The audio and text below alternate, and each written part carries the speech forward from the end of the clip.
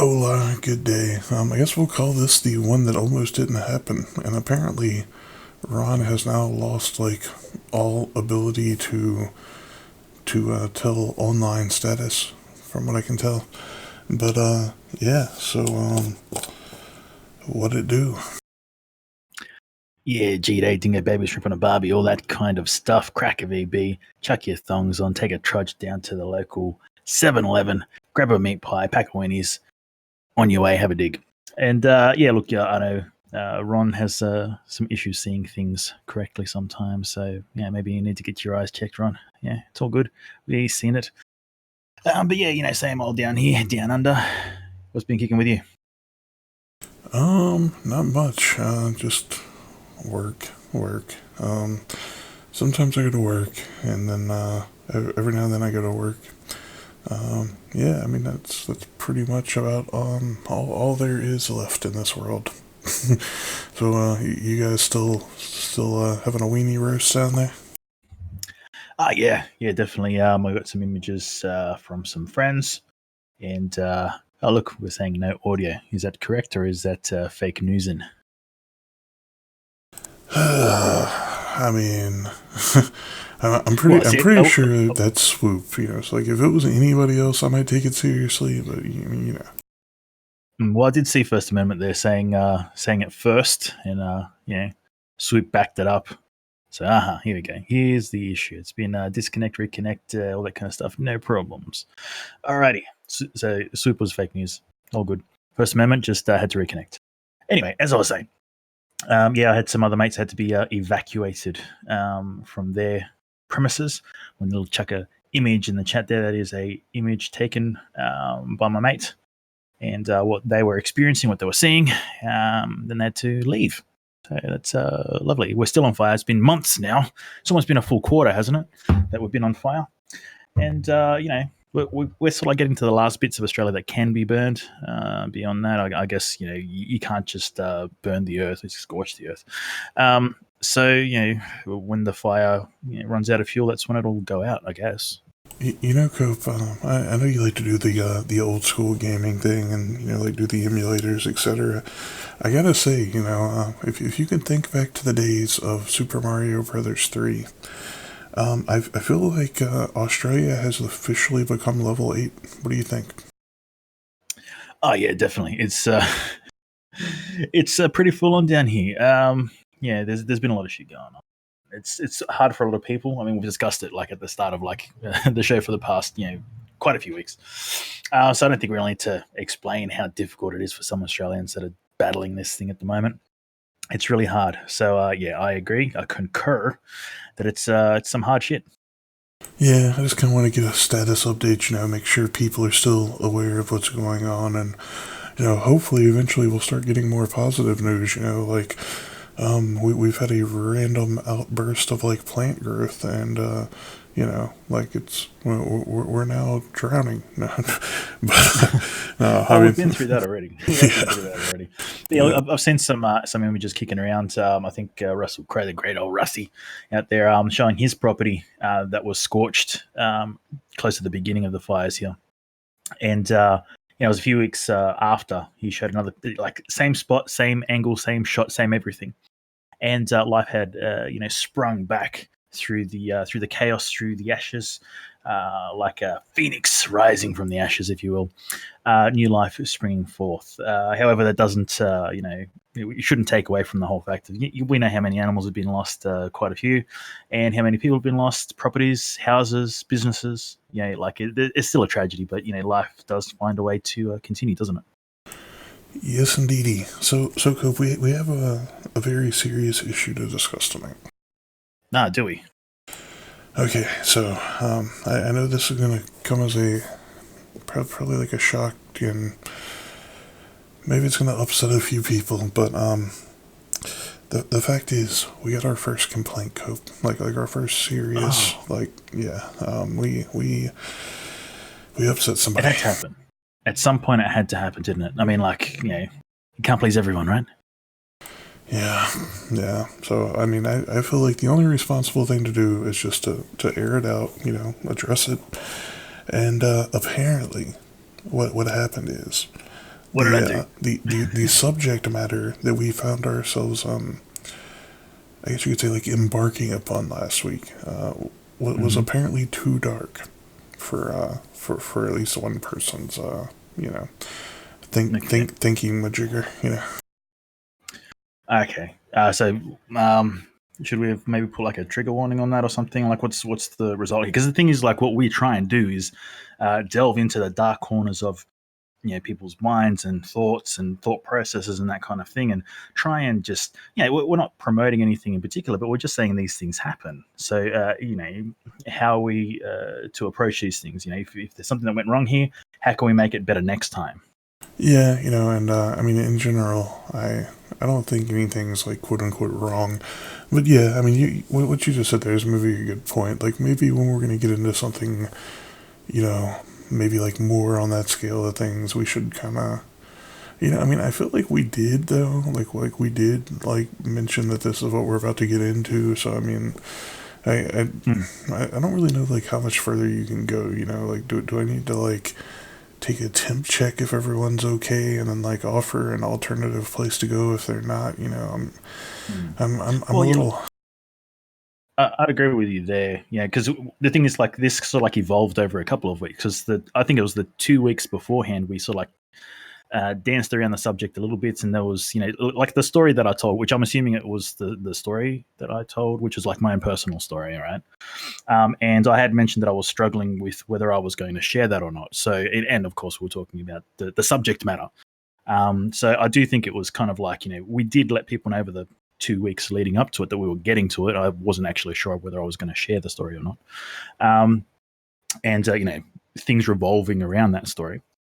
Um, so yeah, I'm not sure how much more we could have done. I mean, maybe if we make up like a little, and I'm not taking the piss here. This is like legit. If we have like a little image thing, like a trigger warning or like something, so then we can like literally drop that in the chat, and we can say, well, look, we're giving you the the audio version of this stuff's coming up. We've also given you a visual warning. This stuff's coming up. I mean, I don't think we can deal with the smell over the internet. We can't send them a smell signal. Um, a sense signal. Yeah, I think that's as much as we can cover. So, what do you reckon about that? We'll get like a little imagery, so like saying, trigger warning, be prepared, kind of thing. Well, yeah, no, okay. So Julia went and found it, but I mean, I think my personal stance, in general, is gonna always kind of like default to it is what it is. But yeah, I mean, I think this is part of what we do. Like this is something that I think you and I are both pretty passionate about raising awareness of these things and creating dialogue, creating conversation, and like maybe like breaking down some of the quote unquote taboo, if you will.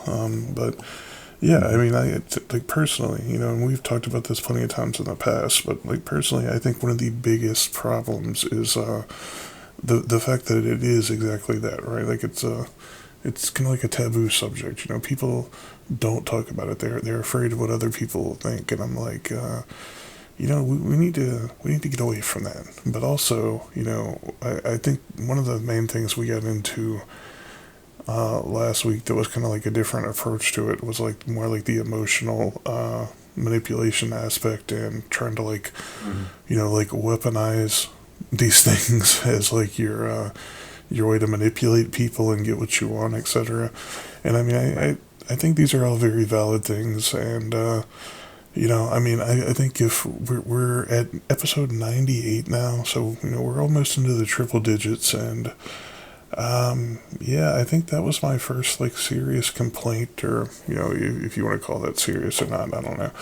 But Mm-hmm. that's like the first like real, I guess you could say like negative-ish feedback that I've gotten. So Right. yeah, I don't know. I mean, did anybody else did Cope hurt anybody else's feelings out there, guys? Because I mean, I know it's all Cope's fault. Yeah, post it in the chat. I'm sure Swoop's got something to say in regards to that regard. He always does.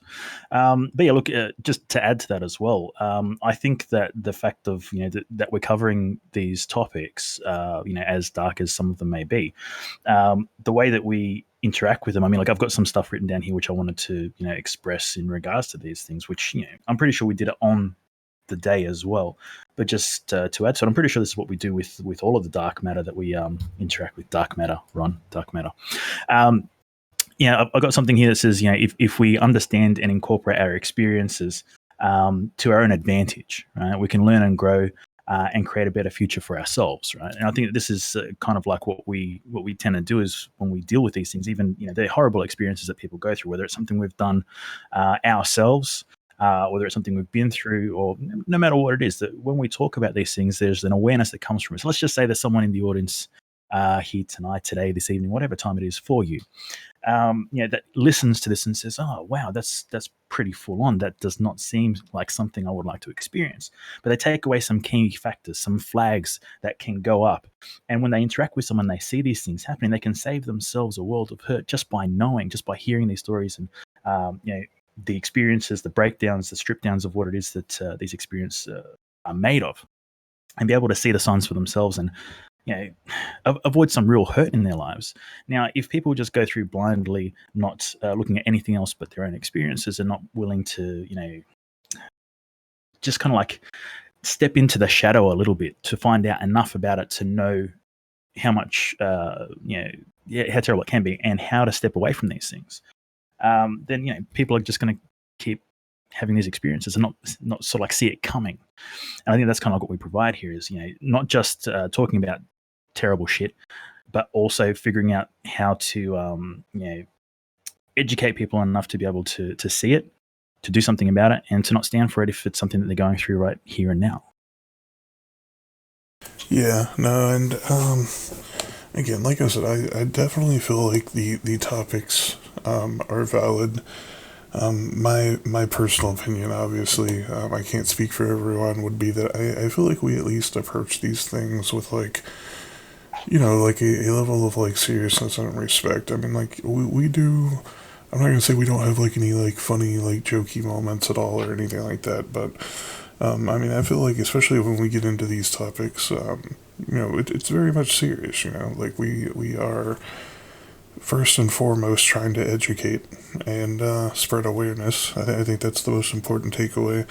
But also, I don't think there's any topic that I would really want to avoid, because I think that the very nature of like avoiding these things is what creates this problem in the first place. So, while I will say I did receive the feedback, and I'll at least think on it and see if maybe there's anything we should change up with the approach. But on the whole, no. I mean, I think we still have to keep going, keep pushing forward, and doing what we're doing. And if we lose a person or two over it, then I mean, it is what it is, right? But I think even in that, like, like let's say like if we full on like trigger somebody, right? Like, I mean, I think there's some kind of like awareness and healing that can come out of that too, right? So like it's not like we should even like avoid these uncomfortable or like tough topics. I think the reason that they're uncomfortable and tough is exactly why they need to be gotten into. Yeah, exactly. Agree with you 100%. Yeah. So like this actually reminds me. I don't know how many of you guys were listening back then, but I can tell you, I've had exactly. I can say I've had one time that like I was like borderline thinking we were going too far on something, just because it was like one of the first times we got into like a pretty serious topic. And it's actually, I haven't seen her around in a while, but like Breeze had came on the show, and we were talking about like some of the issues that go on, where she lives. And like one of the topics we got into was, like about how people are, basically like having like a pretty heavy rape culture there. And, like that was probably one of the more difficult ones that I think we got into, because obviously, like that's something that can trigger a lot of people. But also, again, like even these like extremely dark topics, like they're really harder to have conversations that we do. I very much feel like they're necessary. And let's see, where do we go from here? We we could talk. The thing is, the thing is, like, because I shared like my thoughts and feelings on something in my own personal story. I mean, like we kind of discussed that a little bit in DMs and stuff. That essentially I was going to ask you what's your monster, because it was kind of like a little bit of an origin story for me, and just a little bit of it. I mean, there's plenty of things that make me who I am. But I was going to ask, in regards to defining moments similar. Again, going back into the darkness, if you will. What's your monster? But is that something that you want to go the path you want to path? Is it a path that you want to go down, or you want to take a little bit of a lighter road? Yeah, I mean, we definitely can, but like, again, I'll reiterate, like I don't think any of this is going to be new. Um, but who knows? Every time we talk about these things and approach them, different stuff can come out. But yeah, we've dove into my monsters cope. Like the fact that for some reason I always seem to end up in relationships with people that are already in relationships. Yeah, but that's something that I became conscious of, and I've been actively working to fix that, etc., and avoid it. But yeah, no, I would say 3 years ago, and maybe like a week or two to the date, I kind of like embarked upon this current journey that the last like 3 years or so have been, where I basically, I don't know what we want to call it here, like Satori, spontaneous self awareness, random enlightenment. We could throw out all the buzzwords here, but yeah, basically, I had what I would say is by far and away the most triggering slash traumatic experience of my life. I had, I guess you could say, like, come to the realization that I was very, very much in love slash infatuated slash, I don't know, whatever you want to call it, with my best friend at the time. And it's something that we had kind of like, I guess you could say, like, approached discussing several times, and like it always kind of ended up getting shut down from, like, whatever. And apparently, like, for some reason, at this point in time, like, it ended up getting pushed. And yeah, it didn't go well. Like, let's just put it that way. Basically, I said, like, I'm gonna write some of this stuff down, give you like the full my side of things, and we'll see where we go from here. Well, where we went from here was to basically go excommunicado, never speak to me again, and yeah, it was rough, dude. Trying to figure out, like, what the fuck. That's not the response that I was expecting, first of all, but like, it's very much my first experience with I think what the kids call ghosting today, Cope. And yeah, it was pretty rough, because this was like I want to say, like, 4+ year, pretty much like talking every day throughout the day, type connection with someone, like, been through lots of shit, etc. And yeah, it's like magically there's just this giant fucking hole in my life, and like a whole bunch of displaced emotions, and yeah, me left sitting there with like basically a million-piece jigsaw puzzle that was my life, trying to put it together and figure out what the fuck happened.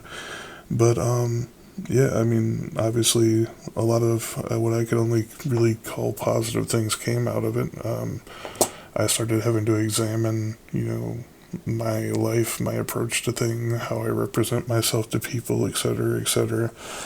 And, it led me down this path that I'm on now, to where, one, I learned the importance of authenticity, and first and foremost, I guess what a lot of people would say, like, you have to love yourself before you can love someone else. Yeah, I mean, that was pretty rough going through all of this, and I mean, I've mentioned this before, but like, I went into like such a spiral. I guess we could only really call it like maybe a psychotic break. I don't know, dude. I mean, I was stuck in ruminating thoughts for like a 3 month long period. I had like, I just wasn't fucking functional. Some good things came out of it again. You know, like I quit my job and I just spent like the next year plus like doing nothing but like writing on Steam, like it was a mental health journal. And throughout that, I learned about so many different things that I had been avoiding. You know, like things like attachment style, um, learning about like what my fears are. You know, like why was I not embracing my own authenticity? And yeah, I mean, basically, I would say like about 3 years ago or so, I just started embarking on this path of figuring out who the fuck I am, and yeah, putting the pieces back together. So that would be, I guess you could say, like the closest thing to like my monster. But yeah, I mean, like I said, most of this stuff we've already been over before. Oh yeah, like, I'm with you. Um, I think that like regardless of, I think we all have multiple monsters. You know, what I was mentioning last week, that of which will not be spoken, um, was like one part of a factor. It's like one of the monsters, and for me, what that turned into was um, my push towards a particular area of psychology and delving into the mind, how it works. Because there's the event itself, and then there's how you interact with that event specifically, like because people deal with things differently, right? So for my event, and of course, I went through some horrible shit, and that process was pretty hardcore. But the outcome of that interaction, that process of falling down and standing back up, kind of like pushed me towards a learning of the mind to try and comprehend what was going on, how it worked, how to avoid it in the future, how to help people that are going through these kinds of things, and it kind of like led me somewhere. And again, going back to what I was saying at the start of the show, what I'd written down in regards to understanding and incorporating your experiences, and so like helping that, getting that to help you long term, like for your future self.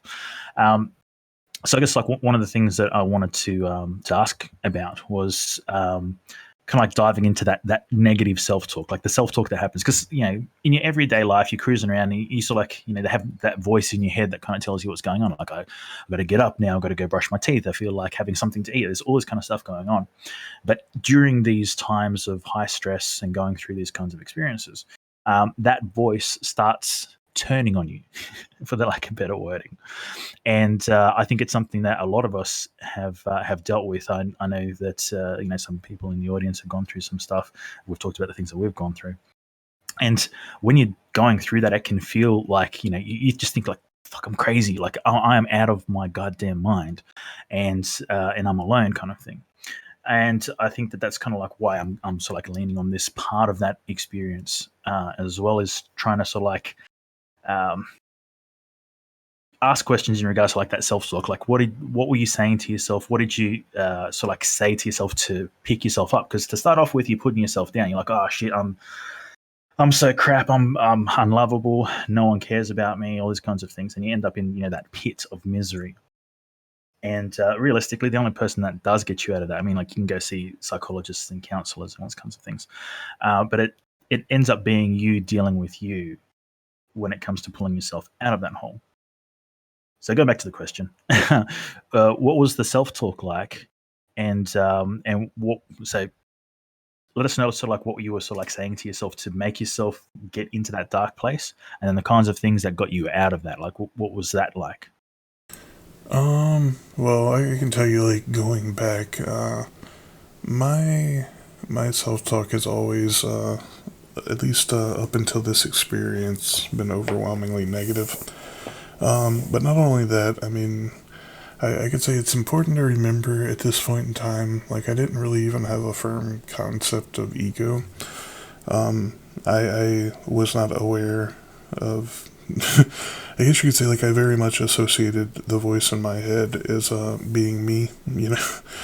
Mm-hmm. So yeah, I mean at this point in time, like ego was in full fucking control, and it had been for pretty much the majority of my life, right? I I would say like it was to the point that it had like basically corroded away any kind of like self esteem. And it, yeah, I mean, like my life was basically like a series of ruminating thoughts about, why I'm a fuck up, a piece of shit, why I should go kill myself, why, yeah, kind of like what you're saying there, like why I'm never gonna be good enough for anybody else. I should do the world a favor, just check out, et cetera, et cetera. I would say that's kind of like a good like snapshot of like where my mind was. But also, like when this happened, like all of those thoughts were still like always kind of like going through my mind, but I started getting like other ruminating thoughts going on where basically I was replaying the last, so many years of my life trying to figure out like what the fuck did I do wrong, like what the fuck happened. And then like it flip flops, it's like everything's my fault, then everything's their fault, right? And then of course, like I'm getting stuck on like certain events. Well, like, well, what if this would have went differently and blah blah blah. And like the ultimate thing of it is like I was very much stuck inside of my head in this period of time, second guessing everything, blaming myself for the other person for everything, and yeah, I mean, it was just a miserable fucking experience. Like, if I tried to, like, reach out and talk to anybody about it, like, all you would really get from me is, like, fucking paragraphs and paragraphs of text talking about, like, events that happened, just, like, giving, like, a play-by-play narrative and, like, expecting other people to either validate that I was right or, like, I was wronged or whatever. Yeah, I mean, like it's kind of like just like this never-ending spiral into madness, for lack of a better word. But it's interesting when you talked about the crazy thing, right? Because as I was starting to like work through all this stuff and start to kind of like understand and embrace, topics like duality, like learning about self awareness, consciousness, blah, blah, blah, like, going through all the things that I've written about and talked about on the show. Like, as I'm kind of like going through that stuff, it starts to kind of like become clear that, first and foremost, the world does not exist the way that I thought it did. The way that I saw things was extremely limited. And, like, it also kind of like took me out of that like center of the universe mindset, and brought me much more into a place where I can recognize that we're all, just here having this human experience. We all have our own perspective, and just because I think something was one way, etc., and how these things happen, doesn't mean that that's what other people see. Things like that. And then also, like getting to a place where I don't take everything personally, right? Because that's something I can tell you, like I always struggled with. Like whenever people would, do or say anything, like I always internalized it, like, oh, well, this is because blah, blah, blah, and like I would find some excuse of like why I made this other person like this, like all of those things. So, yeah, I mean, I don't know if that really like answers it for you or not, but Mhm. yeah, I mean, that's basically like where I was at and kind of where I've come from. Mhm. Yeah, well, it's similar to my own self talk as well, and I think this is why it's important to sort of like cover it a little bit because you know when we're talking about the whole crazy thing, I'm pretty sure, right? A lot of us, I'm not going to say everyone, but a lot of us at some point think that we're crazy because of the things that we say to ourselves in our heads. And I think addressing the fact that, people of, all walks of life, all around the world, no matter your culture, background, that kind of thing, sometimes that self talk does that. It will start giving you that negative feedback, and if you're unaware of that happening, you can get into that tailspin where it's just a constant, just downward spiral of negativity. And this is when you descend into that darkness, and it's really hard to pull back out of that. I know that for me personally, I kept going into the zone of like, it's always it's me. Like there's something like I've done something, I've done something wrong and that kind of thing. And again, I'd have that flip when people, depending on how you interact with someone else, would be like, well, they're the ones who are screwed and they do bad things and that kind of stuff. And then it's like, well, it's my fault because et cetera, et cetera. And even just this flip flop without any counter to the negativity, it just means that no matter what it is that you are interacting with mentally, it's all negative. It doesn't matter whether it's you, whether it's them, whether it's anything else. It's all negative, and just that it's feeding itself. And even being able to understand that in the first place can be difficult for a lot of people.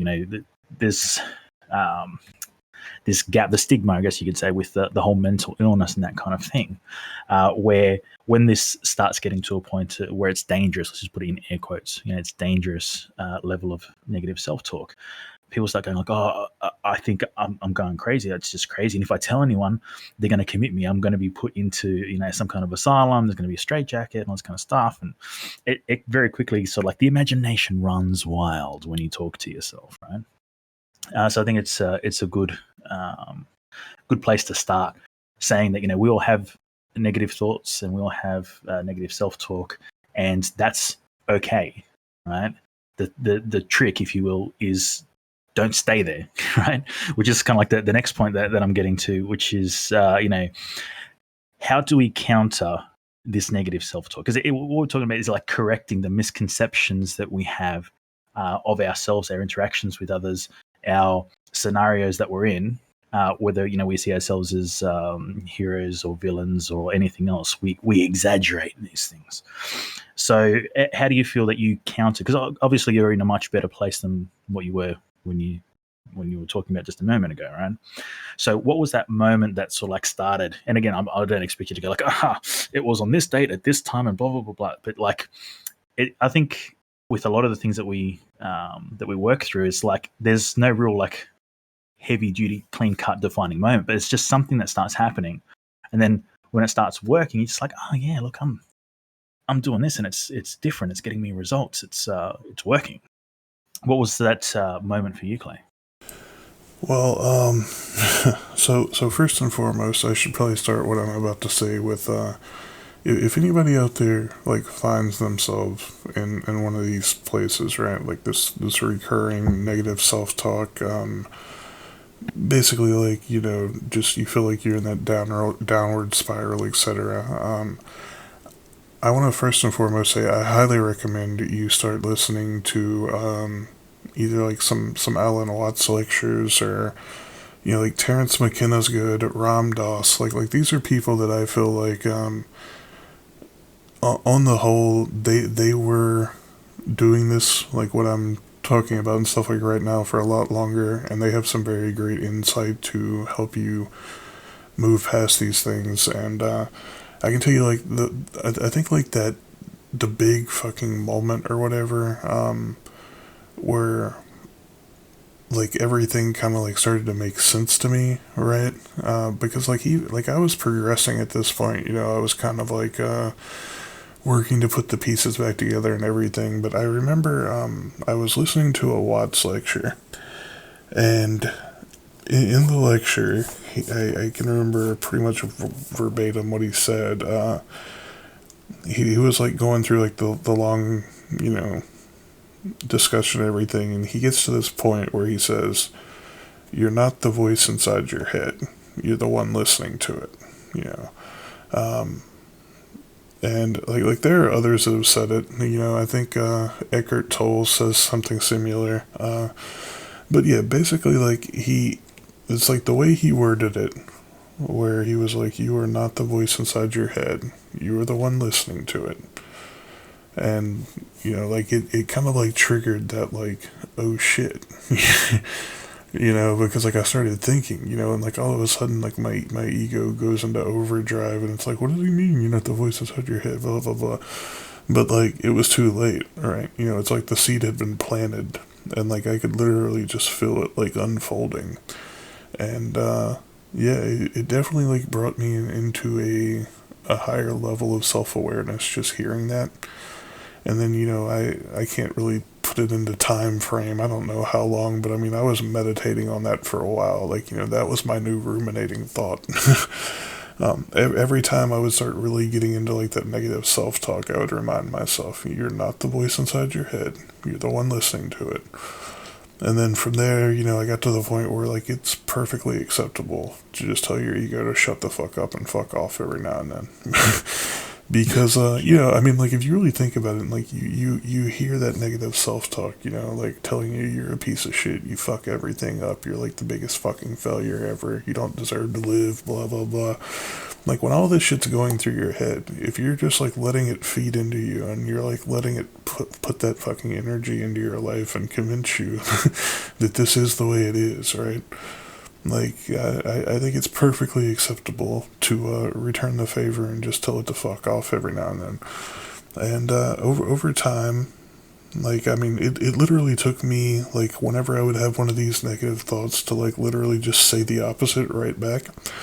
And for a while there, I can tell you, it very much felt like almost like schizophrenic inside of my head, because I was literally, like, talking back to myself every time, like my ego would keep going off. And yeah, for a while there, it was rough. But once I really got into the habit of like correcting this negative self-talk and stop like, internalizing it and letting it, like paint my reality.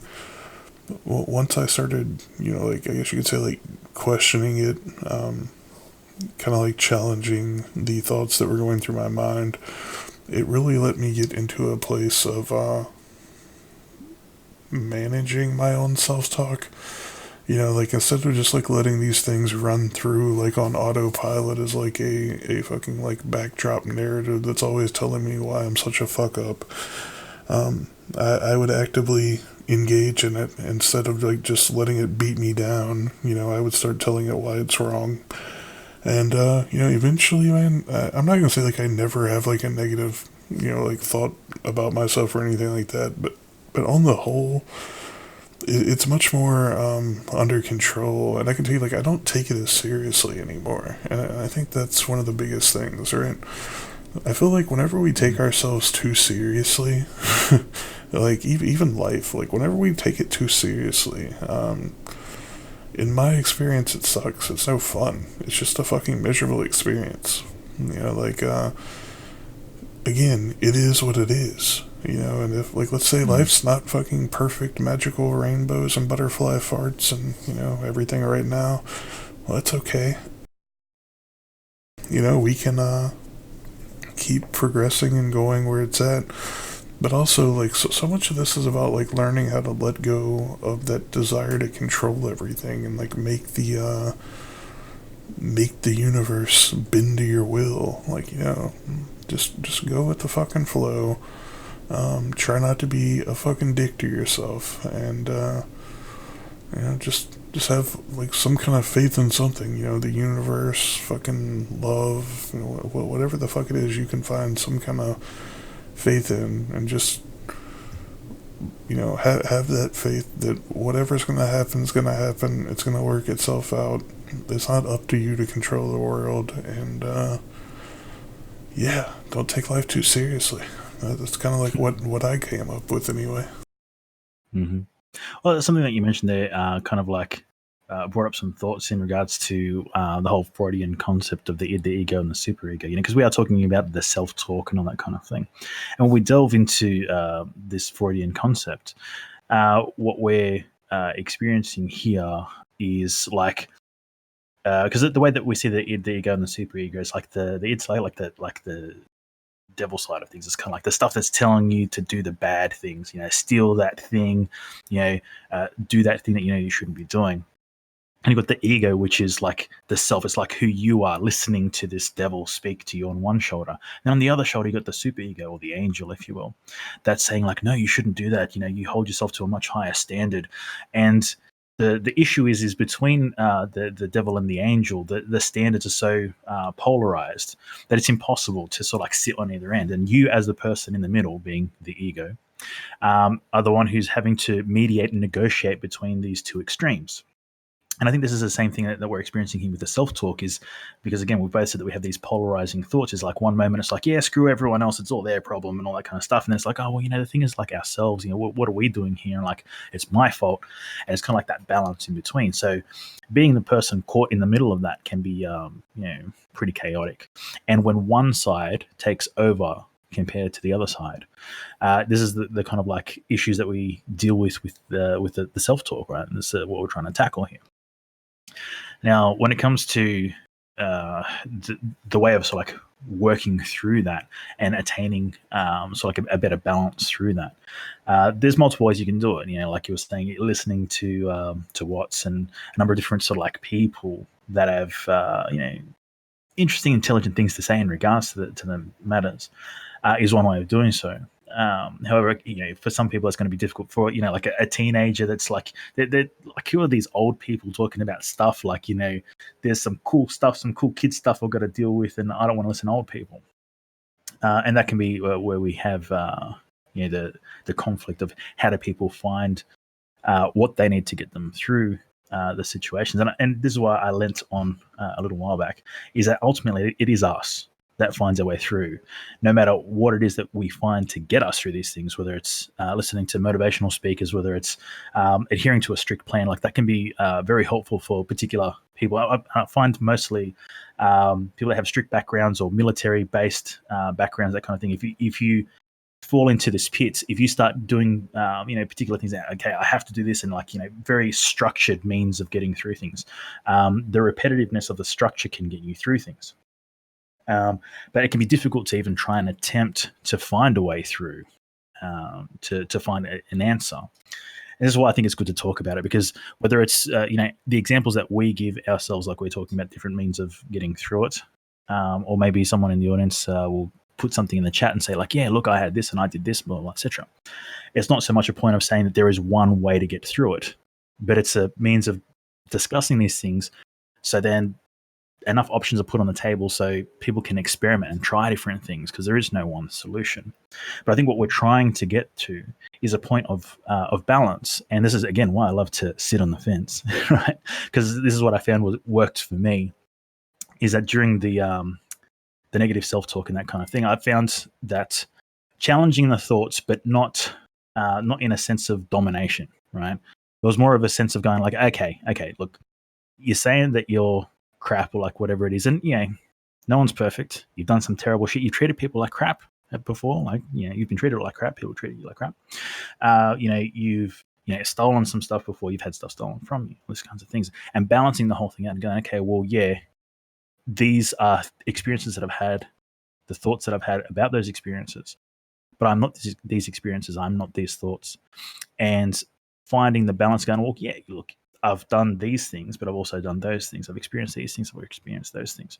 And this is why, like, I get the whole like on the fence thing, is because that's kind of like my technique that I use to get through it. Is I found a means of jumping up on that fence and going, okay, like bad stuff and good stuff, and eventually doing that over enough time gave me the perspective to go, okay, well, it's not as bad as I make out. It's not as good as I make out. But it's that balance, and that's how I work through it personally. Yeah, I would say something that like I find very important to like working on that mindset for me is I think the best way I could put it is to stop knowing everything. Now, like when I say this, what I'm saying is we have so many base level, just like assumptions about life, about basically everything, right? Like whenever we're too caught up in our ego, it's very easy to be incredibly convinced that, one, we're the only person that really knows what the fuck's going on in this world. Two, we start dismissing things other people say, because obviously they're not us, right? Like, how the fuck could they know? Obviously, we're the smartest person in the room here. And I would say knowing as little as possible doesn't mean being ignorant. It doesn't mean not not having like any thoughts in your head or anything like this. To me, what it means is literally just be willing to, all I guess you could say, like, always be willing to consider that maybe you're wrong. And I don't mean this from like a place of second guessing and doubting yourself constantly or anything like that. Like, it's not a negative thing. It's the best way I can put it is just be open to what else is out there, right? Like, be open to what other people have to say, and be open to other experiences, and just don't ever, or at least try not to, like, let yourself fool yourself into believing that you know everything, right? Because anybody that knows everything is never going to learn anything. Like, it just doesn't work like that. But yeah, I mean, letting go of so many of my assumptions, and like, this is almost like dealing with the negative thought thing too, right? Like, whenever thoughts would come into my mind, and especially about other people, I'd be like, oh, well, blah blah blah. Like, that's why they're like that. Be like, why do I think that? And then like, I would keep questioning it, and like, what I would ultimately find out is so much of this shit is just my own assumptions, right? Like, I think this because of blah blah blah, and what it turns out is, no. Like, oftentimes I was literally just caught up in my own assumptions, and it's like, whenever we're, expectations play into this too, right? But like, whenever we're living in this world that we basically, I guess you could say, like, kind of color in with all of our assumptions and expectations, it very much dictates and controls how we see the world. It controls, like, how we interact with other people. It controls how we react to things. It very much leads to, things like feelings of extreme entitlement, right? Like, I did X, Y, Z. I put in, X amount of time. The result is not what I expected it to be. So obviously, the world's fucked. The game's rigged. It's all bullshit. Like, it's very easy to get into that mindset. But yeah, in my experience, it's very much been a process of letting go of all of these assumptions, and just trying to know less than my assumptions, at least. Yeah, down with that. And just touching on the balance thing there. Yeah, and we've said it a few times on multiple shows. We have to experience the night to appreciate the day, and vice versa. Up from down, left and right. Cope. Yo. Did you, like, suddenly get a monsoon going? No way, what's happening? I don't know. Try talking again. Yo, giddy up. Okay. Everything get babies. Yeah, I don't know. For a second there, it sounded like the goddamn, like, northern wind was coming down to fucking reap vengeance on you or something. Well, I do have a fan on because it's killer, absolutely killer hot here in Australia, down under. So I've got the fan on cranking. Yeah, that's and all good.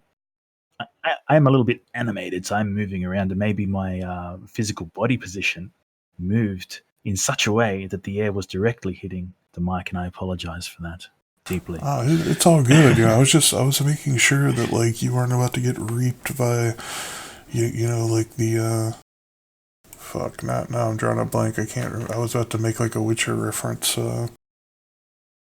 Fuck.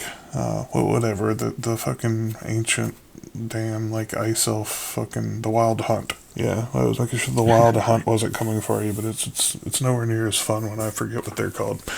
But okay, carry on.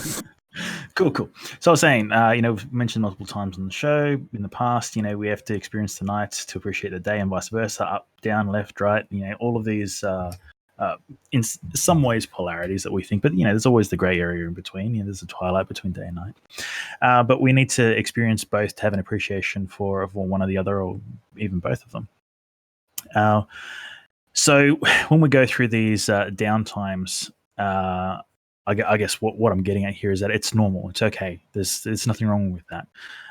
If we stay in those realms for too long, it can deeply impact our sense of being, etc. And maybe we do need to get some help sometimes. It's okay to reach out and say, well, I am going through something that's a bit beyond me.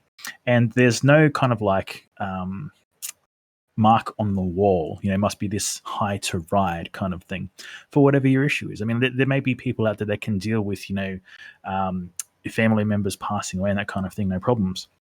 But there's this issue that comes up that, maybe they themselves or others may perceive as being insignificant. It's like, oh, it's not a big deal kind of thing. And it breaks you, right? But maybe it's a point of like being strong for so long means that the smallest thing can break you, because it's not just that one thing, it's all the things that you've been through up until this point. And it's okay to ask for help. And I think part of that is finding the self in the first place and being able to, working through the self-talk in the first place, right? And knowing when it's too much for you to handle on your own, and being able to reach out and speak to someone, whether it's a counselor, psychologist, whether it's even just like a friend, a family member, and just confiding in someone who, won't judge you for whatever it is that you've got to say, who won't, again, speak further of these things that you can confide in. There's a number of ways of being able to reach out, but I think that the main message I'm trying to get across here is that it's okay to be weak sometimes, because it is human. That's again going back to the backwards and forwards here of the day and night and that kind of thing. Sometimes you're going to be strong, and sometimes you're going to be weak, and it takes a strong person to admit that they're weak. Right? I know that sounds a bit weird, but it is what it is. But I think what this whole thing kind of like brings me around to is some imagery that I will be chucking into the chat here. That kind of like, when you're younger, I mean, childhood, whatever, you sort of like see things in a particular way. And once you actually get there, you realize it's not like that. And, you think that you have this righteous means of existing and understanding things. But then when you actually get there, you realize that the chaos makes more sense. You can relate to the Joker a lot more in adulthood than you could as a child. Like, it makes more sense. I mean, how crazy is the world, right? You've got, terrorists bombing things all over the joint. You've got, fires wiping out an entire country. You've got crazy shit going on all over the place. Like, it makes far more sense for Joker to be the thing than Batman, because Batman is like this being, this, who he's on Overwatch consistently. He's fighting the good fight and all that kind of stuff, righteousness and everything. And, from a more innocent perspective, maybe from a naive perspective, we can see ourselves be like, yes, I'm that hero that swoops in and saves the day. But realistically, we are more related to the Joker than anything else. What do you reckon, Clay? Yeah, kind of like, I guess, just to touch on the whole hero complex thing. I can tell you, like, definitely when being very much caught up in, like my own ego, I definitely very much felt like the world was my responsibility, right? Especially like getting into relationships. I could tell you it was always like my mindset is like I have to, like save the other person, etc. But again, like this comes back to our own assumptions, right? And our own expectations. And whenever we assume, one, that other people need to be fixed, or there's, like something, wrong with them, and then, we start assuming like, well, I'm the person that can, like make everything better, etc., etc. It's very easy to confuse that with love, right? But like that's not love, at least not in my experience. In my experience, I would say love is very much accepting the other person for who they are, and not like feeling that need to change them. And like, I mean, in the grand scheme of things, nobody's saving anybody. None of us are getting out of here alive. Yeah, spoiler alert, guys, you're all gonna die one day, and so am I. But yeah, especially Yuko. No, but no, I mean, it is what it is, right? Like, we have to let go of our bullshit, would be the best way I could put it. like all of this junk that we have like picked up over the course of our lives and like internalized into our belief system without actually questioning and defining our own belief system. Like we have to learn to let this stuff go and figure out one, like what we truly believe, like who we really are, like figuring out how to be our own authentic self. To me, this is like absolutely fundamental to the experience. If you don't know who you are, how can you expect anybody else to see you for who you are, right?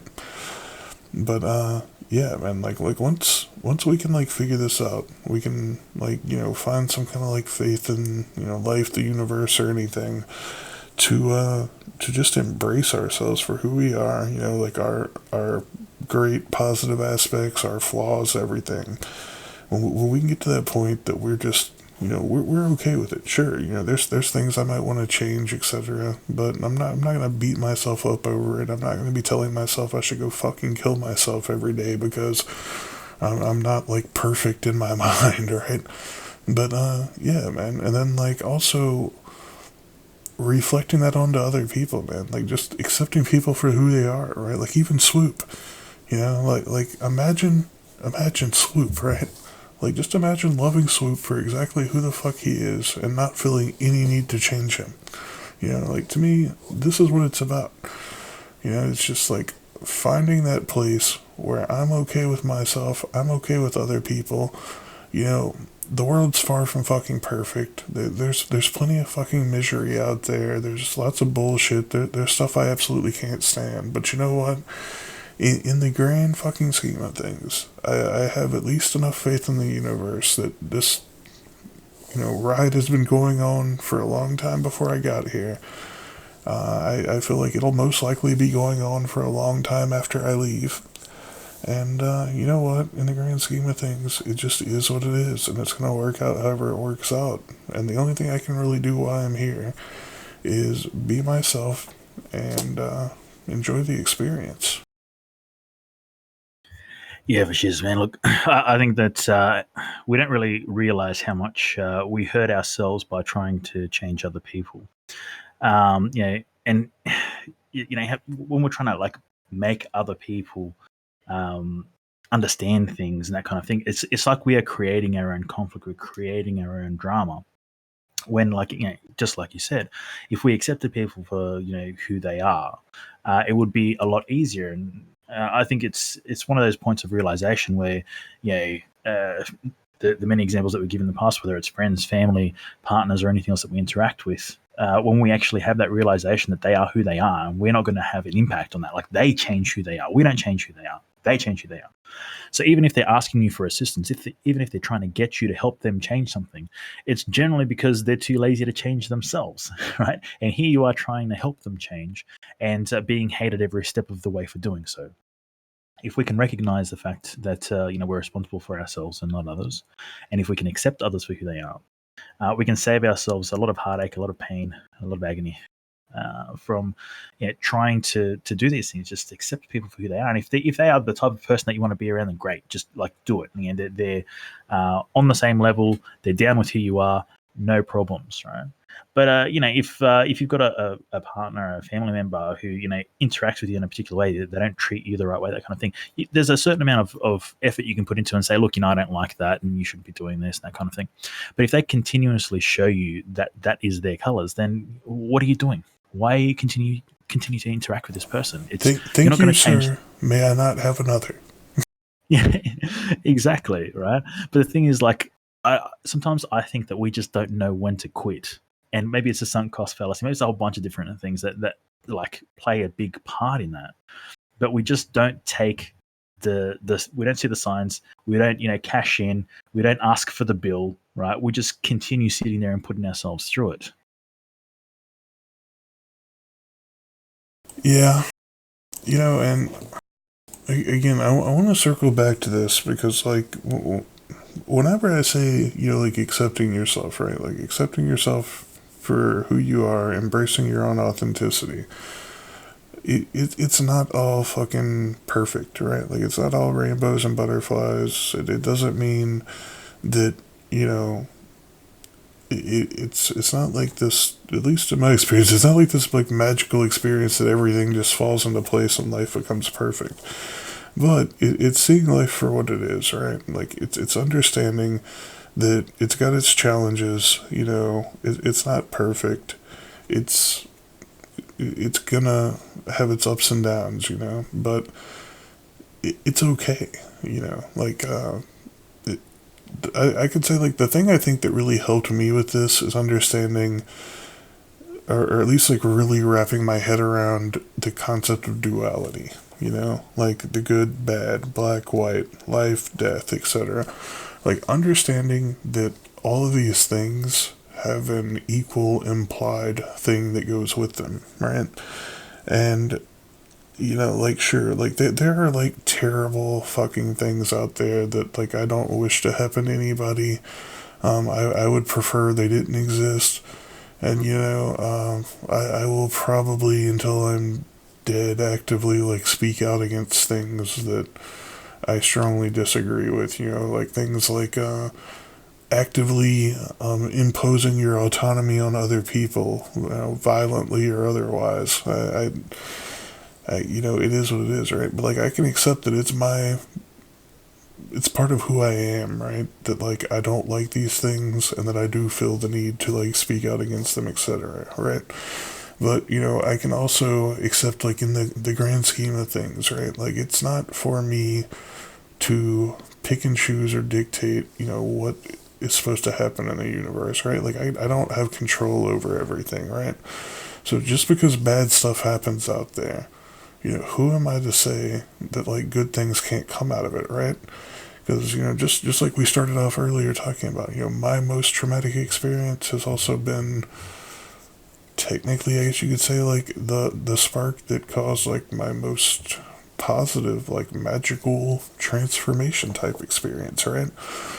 So yeah, I mean, and to also kind of like tie back into what I was talking about, like when we got into like that really difficult topic with Brie, right? Like, you don't define people, yourself or otherwise, by traumatic experiences or negative things that have happened to you, right? Like, let's say Cope got sucker punched in the alley, the other day. Like, Cope's not the sucker punched in the alley guy, like that's not his defining characteristic. He's still Cope, and a bad thing happened, and like whatever comes from that experience is what comes from it. But yeah, I mean, like anything you can fill in that's like a bad negative thing that can happen to you. It doesn't have to define you. It can certainly like inspire some growth. It can spark some change. It can be a catalyst, right? Like I think that's another big thing about accepting our own authenticity, right? Like we don't have to identify with the things that happen to us. Like whenever we get caught up in that mindset, right? Like it's very easy to get into the victim mentality and to start feeling like, the world, the universe, life's just like working against you to make you miserable. You're here to have this fucking terrible experience because your only purpose is to suffer, and it's very easy to get into that mindset, especially when like seriously bad shit happens. Like let's say you get cancer. Like let's say you got raped. Let's say somebody broke into your house and fucking killed somebody, right? And you had to watch it. Like all of these things are extremely fucking traumatic experiences, but it doesn't have to like destroy you, if this makes sense, right? Like I can totally understand these are traumatic experiences. I'm not trying to like belittle that, but what I'm saying is we shouldn't let them define us, right? Like you're not the cancer guy for the rest of your life if you got cancer, right? You're still you. And you know what? Maybe you get past it. Maybe it goes away, gets into remission, and you move on. You know, any of these things that can like happen to you, they're going to be traumatic experiences. They can, strongly alter the course of your life. But this being said, does not mean they have to define you. Only you can define you. Yeah, and I think that's kind of like highlighting the fact that the perspective is really important when it comes to anything, really. Because, like any experience can be a lesson, right? Well, any experience is a lesson. Like realistically, it just depends on whether we're paying attention or not, right?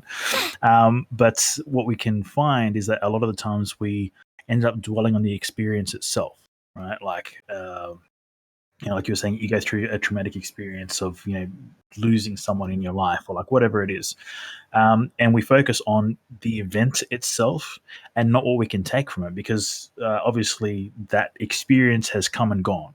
Now, what we do with that is up to us, and it's saying that I had like a while ago, which is like we all experience darkness. Use it or let it consume you. The choice is yours, and that's something that's been playing in the back of my mind for a while. Again, going through this, the negative self-talk and all that kind of thing, like the epiphanies that I had while wrangling the self. Was based around because and to be honest, I still do dwell on the experience. I mean, I'm speaking of the fact of not dwelling on the experience itself, but I do it. Like I'll try and sleep sometimes, and there'll be this an idea, but this memory pops into my head of this one time.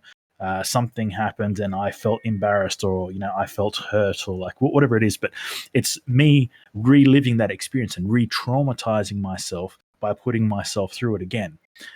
When what I should be doing is analyzing that experience and saying, okay, well, this is something that happened, and there are events that led up to this. There are events that happened afterwards. What can I do to prevent this in the future? Like, what did I learn from this? This is the means of looking at it, like when we're focusing on the lesson as opposed to focusing on the experience itself. And if we do that, we can save ourselves a lot of heartache in the future. We can learn about ourselves, like what we actually do in any given experience, and grow from that. And growth, as I've mentioned in the past, like growth is painful. It hurts to do things. Like when we sit down and try learn a new skill, or like whatever it is, like we get headaches and we get tired and it's frustrating. All of these negative things, but this is all part of the growth. So if we kind of like try and reframe it, put a new perspective around it, we can find a better means of dealing with what we're going through, rather than just sitting in that dark pit alone, in the fetal position, just rocking in the corner, as opposed to finding our way out. Yeah, I think one thing to really point out here too, like what you're saying about how things can be difficult, they can be uncomfortable to change, etc.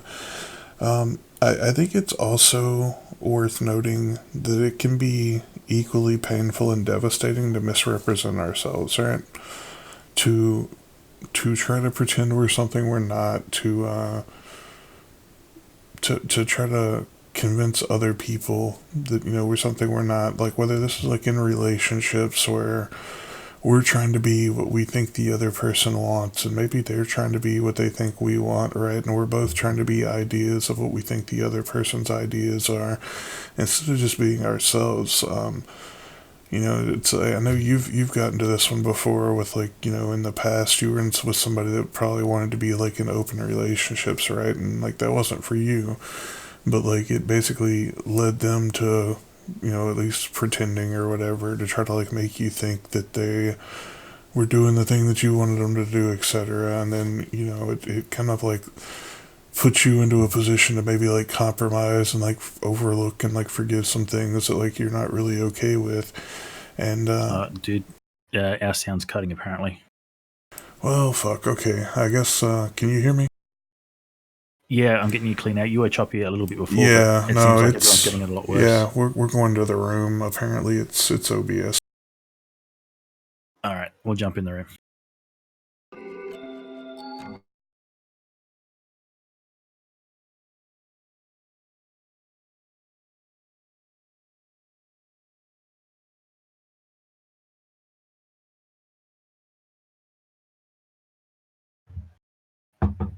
Okay, people.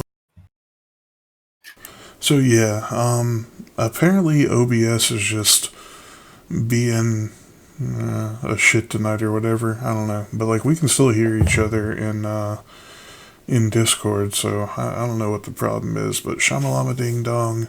Welcome back to the shit show. Yeah, fuckity fuck duck duck. I don't know what's going on, Cope. Yeah, I was still hearing the disclaimer of the issue, and now we're hearing the music. I don't know. I muted the stream bot. Okay, now it's gone, I think, from what I can hear. Okay, so as you were saying, you were talking about like something that I'd mentioned, like my experience with something. Well, I don't know. I did server mute it, Ron. I don't know. Maybe somebody else unserver muted it while I server muted it. But anyway, so it's fixed now. Yeah, I don't know. Basically, what I was saying though is like, whenever we're trying to like compromise on who we are, we're not. We're definitely not embracing our own authenticity, right? But we're also basically like living in a world of lies because we're also like trying to convince other people, we're something we're not.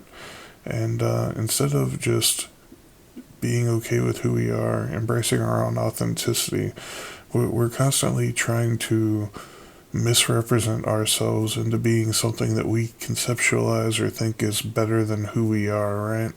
And, it's like, I'm very much a believer in like the idea of law of attraction, right? Like I feel like if this is the energy that we're putting out into the universe, if this is the way we're interacting with other people and representing ourselves, it's only logical that we're going to attract other people that are doing the same thing into our lives, right? And yeah, like in my experience, like what happens is you end up, like what's your best case scenario, right?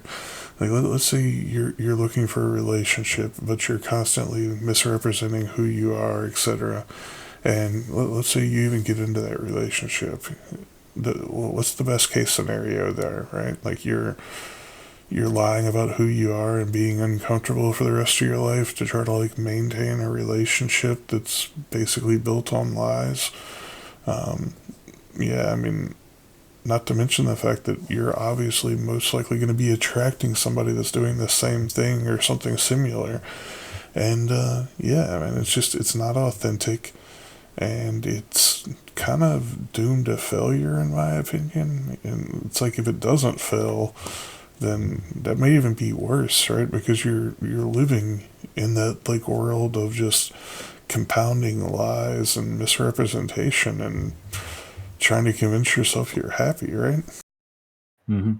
Yeah, I just checked in chat. There was that old school movie with Jerry Lewis because I like the old school originals, not the remakes, where he was kind of like a Jekyll Hyde character, and he took a potion, and he was like a dweeby dude, right? He took a potion and he made himself be like cool and hip, and there was like some trouble repercussions from doing so.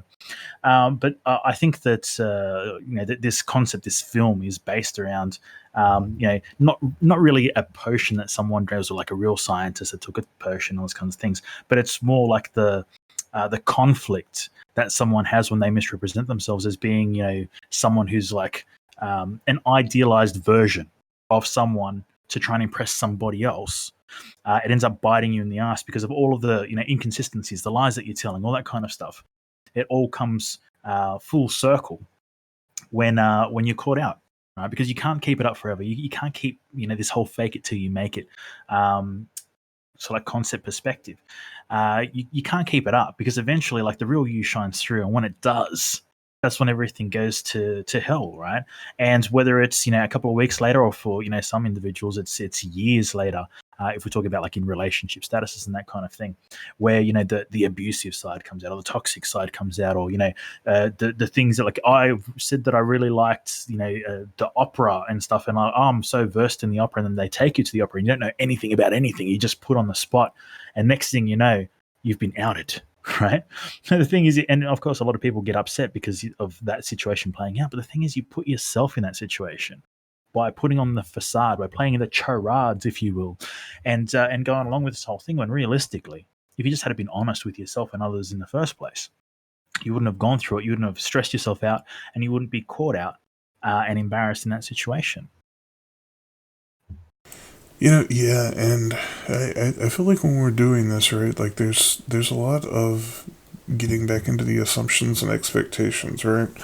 Because we're assuming one that like we can't be happy for being who we are. I think is definitely like one of the underlying assumptions there, right? Like we have to represent ourselves as this, or we have to be this thing that we're not, and that's what the other people want, right? So like we're putting on this charade, but then we also have like expectations that other people are what we think they should be, and that they act how they think, or how we think they should. And it's just, it leads to this vicious circle where it's like constantly, the best I can say is like projecting thought forms of what you think you have to be, what you think other people want, and then assuming their reactions based on this, right? But, again, coming from the other side of it now, I can tell you that the way that I've seen it work, right? Like if we just embrace ourselves, just for who we are, we don't feel that need to like sugarcoat and hide things. The right people come into our lives, right? Call it law of attraction, call it just weeding through the bullshit. I don't know, whatever you want to call it, right? But whenever we're just being ourselves, we don't have to worry about what other people are thinking, right? We don't really have to like care to try to make ourselves into something we're not to keep them around. Because the worst case scenario is they work their way out of our lives and somebody else comes in. Um, for a long time there, I was very much convinced that I would be, just perpetually alone for being myself, getting back into that negative self talk. Nobody would want to be around me. Nobody can love me, etc., etc. But, what I find is people are very much like cabs, right? Like, there's always another one coming. If people feel the need to slide away out of your life and, lose contact, okay, so be it. Some of them might hurt more than others, but in the grand scheme of things, I feel like whoever's supposed to be in our life is going to be in our life, and whoever's supposed to find their way into our life is going to find their way into our life. And, I guess this ties back into the whole concept of like finding something or anything to have faith in. But, yeah, just accepting life on life's terms, embracing our own authentic self, and letting the magic happen. It's, Yeah. Well, yeah, look, exactly what we said there in regards to, the law of attraction and that kind of thing. If we put ourselves out into the universe as a particular being, we're going to attract people that resonate with that. And if you're being fake, you're going to be attracting fake people. You're going to be surrounded by things that are not congruent with who you are as an individual. And I think that's kind of like the ultimate shitstorm, because you end up in a world of hurt that you've caused yourself by attracting things that are not genuinely who you are. So if you seek to find yourself and express that, put that out into the universe, you will attract people that are like-minded, that are on the same path, Izzy, and like the same things that you do. So in this particular area that we're talking about here, it is up to the individual to represent themselves as honestly as possible. If indeed that is what you want to do, surround yourself with people that are like-minded, that are on the same journey as you are in life, and seek the same things. And if you don't, well, realistically, you only got yourself to blame. word. So, I feel like we're a little bit closer to the audience than normal, Cope. What do you think? Yeah, well, we're right in the middle of them, aren't we? Yeah, pretty much. We're surrounded by these people. So, you people, you guys, How dare you? does anybody want to throw up some topics, or does anybody want to have a chat? I was trying to get Shane to come on and talk to us, Cope, because Shane.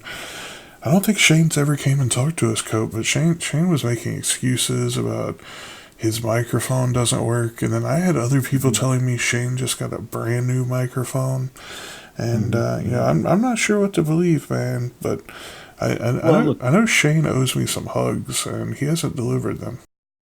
Well, look, I can tell you from my own personal experience, I've had to get my Shane grapes handed through Izzy. Now that's just not the done thing, but it's the only means that I've had to send grapes across to Shane. So of course I'm down 110% to have him jump on and have a bit of a chat to us.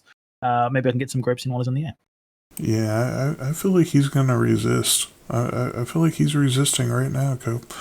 But yeah, so yeah, guys, if you guys do want to throw out some topics or something, blah blah blah blah. Let's see,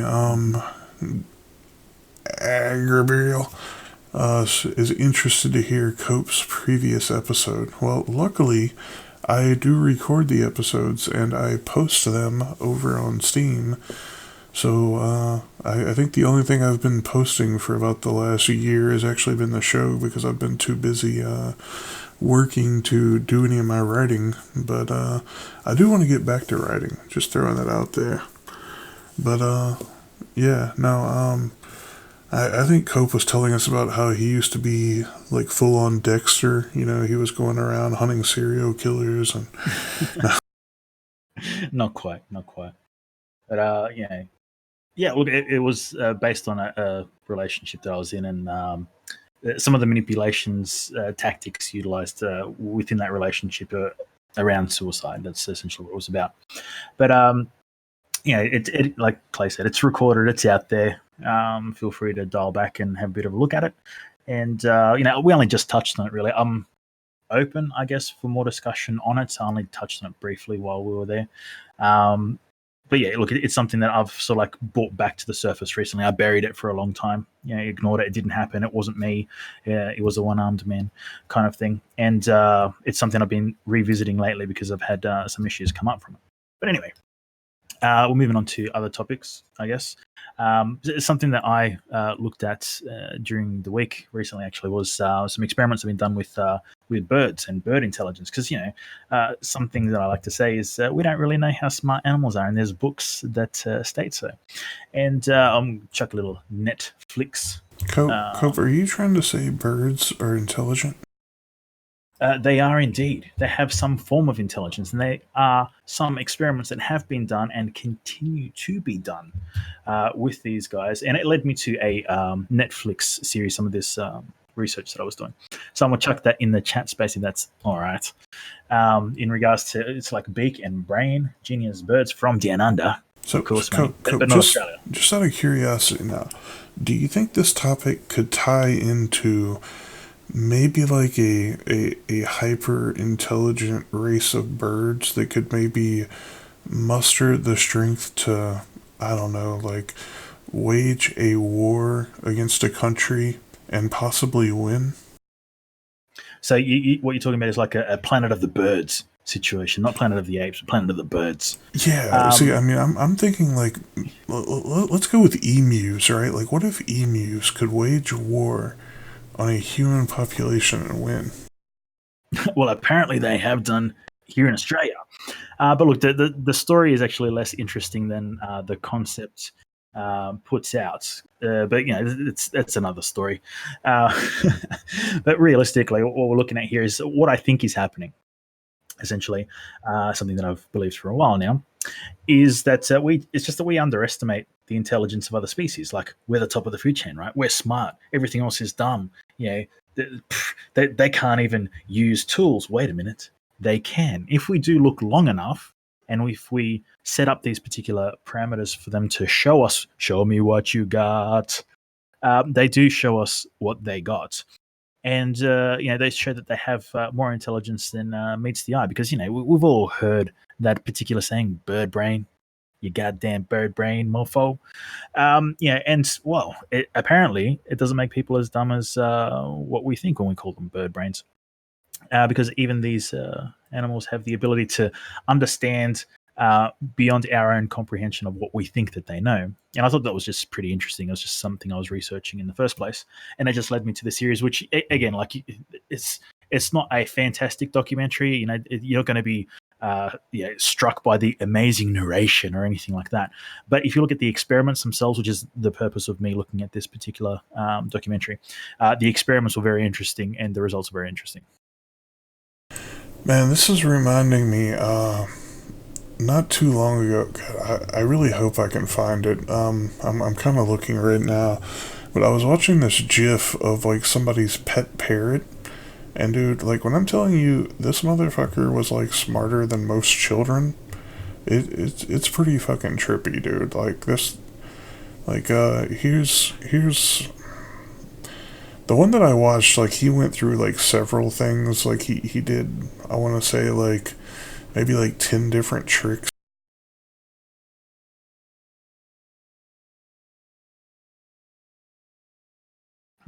Well, the data from this particular of these experiments shows troubleshooting and sort of like they're not shown what to do specifically, but it's kind of like they're given a bunch of tools and they're left to their own devices to figure things out, kind of thing. And it goes beyond being able to mimic, which a lot of people sort of like say birds, oh, they just mimic what you do. They look at what you're doing and they just do it. Well, this goes a bit beyond that. Yeah, see, like here's two things, but yeah, bro, this dude had his pet parrot. Like I want to say he was doing just so many crazy things. Like he was like playing dead. The guy would like do like a finger gun at the bird and like point at him, and then he would just like roll over and like stick his feet up in the air and not move. And then he had him doing like several of these like little logic puzzles like this. And yeah, I don't know. I'm definitely a believer in the idea of like animal consciousness, animal intelligence. I mean, dude, even going beyond that, I mean, we've done a show talking about fungal intelligence networks for mushrooms and how fungal intelligent networks. I was just kind of throwing this out there as a theory, but even then, I think that could be maybe like some kind of way that we transmit consciousness from body to body, right? Like breaking down, decomposing the bodies. Fungal intelligence networks, we see how like psilocybin leads to these crazy trips, DMT. I mean that's just plants, but yeah, getting into animals, man, there are so many animals out there that I think are definitely drastically more intelligent than the average human gives them credit for. I mean, like I don't know, like I've kind of like gone back and forth, like even thinking about trying to go vegan, which is actually really difficult for somebody that's like a full-on carnivore. I know, but it's even led me to start like incorporating some like plant-based protein and stuff into my life, and even if I like cut one like meaty meal out a day, I mean, I feel like it's progress in that direction. But yeah, I mean, I think a lot of this like challenging the mainstream thought conventions, questioning our own beliefs and kind of like re-examining the way we look at the world. I think these are things that are very important, and these are things that we can find and we can like we can become aware of when we're actually willing to like look at them, observe the external universe around us, and be receptive to that maybe I don't know everything mentality, right? If I go around my whole life assuming animals are basically just NPCs for me to stick in some fire and then chew on, then that's how I'm gonna always see them. But yeah, I definitely believe that there are some extremely intelligent animals out there, and I definitely think there's some level of consciousness. Who knows? I mean, like if you want to get really zen about it, I mean, animals are probably a much higher state of consciousness than we are, right? Because they don't have to go through all of the self doubt and like all of the fucking bullshit that we waste our time, just like second guessing ourselves and, pondering the meaning of life. And, I mean, like how many times have you seen two deer standing around arguing about, philosophy, right? Yeah, or political parties or anything else for that matter. But yeah, one of the things that kind of like springs to mind is this very simple concept that we have of animal instincts, right? But I think it kind of like leans on transference of energy and that kind of thing, because how can we say that, okay, a small like lion cub or a kitten has this instinct to pounce and chase, and you can see it doing all that kind of like, but it's like there, and we just like write it off as like, well, yeah, that's just part of their instincts. This is what they do. But how did they learn that? Like, where did they learn that? Oh, it's just their instincts. But we can also look at this from a perspective of the the regeneration of the energy, because energy can't be destroyed; it can only be transformed. So it kind of like leans on that a little bit. It's like, well, there's this, and we can say, okay, it's the genetic structure and that kind of thing. Like, yeah, okay, there's a scientific method of like leaning on these things in some way, shape, or form that we sort of like understand, or we claim to understand. But beyond that, right? Like, how is that in there? I mean, even just like the Morrow effect, which is for children when they're born. From birth, essentially, you just, if you touch their cheek, their instinct is to turn and open their mouth because they want to latch on to a teat, if you will. How dare I say teat on the air, on the radio, Ron? How dare I? But it's something that's just there. So I think we may write this off as just, well, it's just instinct, right? But I think that there's more to it if we delve into it a little bit more.